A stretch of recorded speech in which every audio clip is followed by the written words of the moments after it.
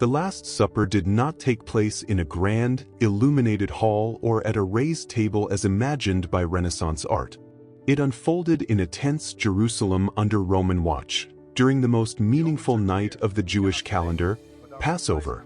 To understand it as it truly was, one must step away from Leonardo da Vinci's painting and enter a borrowed upper room, simple, hastily prepared, and heavy with symbols every person present understood deeply. The upper room was likely a large chamber on the upper level of a stone house, accessed by an exterior staircase. Archaeology shows that such rooms were used for important gatherings and family celebrations. The floor was stone or packed earth, the walls whitewashed, and the light came from small oil lamps. There were no chairs. The diners reclined on cushions around a low table, resting on their left side, leaving the right hand free to eat. The meal itself was not lavish. The bread was unleavened, as required for the Passover Seder, recalling the haste with which the Hebrews fled Egypt. The wine was likely bitter and diluted with water, consumed in several ritual cups.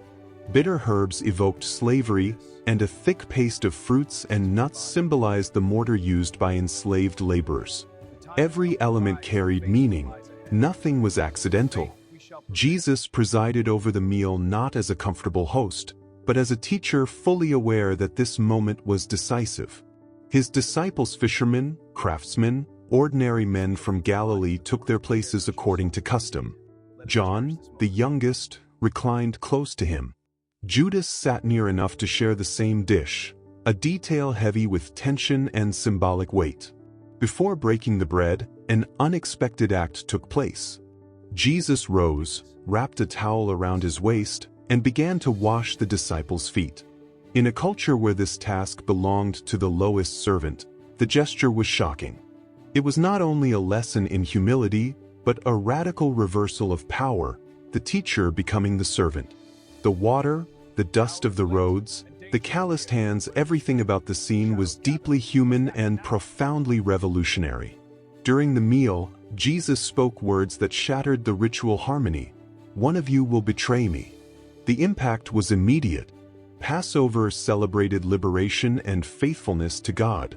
To speak of betrayal in that context was deeply unsettling. Eyes met across the table, quiet questions were whispered. Judas remained silent. When Jesus dipped the bread and handed it to him, the gesture was unmistakable to those who understood the symbolic language of the table. Then came the central moment. Jesus took the bread, gave thanks, and broke it, but his words were new. "This is my body." He did the same with the cup. "This is my blood." He was not speaking in vague metaphors. He was reinterpreting Passover itself, placing his own life at the center of the story of salvation. For a first-century Jew, these words were as profound as they were disturbing. There was no artistic solemnity, no theatrical gestures. There was silence, confusion, fear. Outside, the city slept under Roman patrols. Inside, a new covenant was being sealed. Judas slipped out into the night. The others remained, not fully understanding, yet sensing that something irreversible had begun. The Last Supper was an intimate, historical, and deeply Jewish act. It was not an idealized scene, but a real meal in a real space, shared by real people facing eternal choices.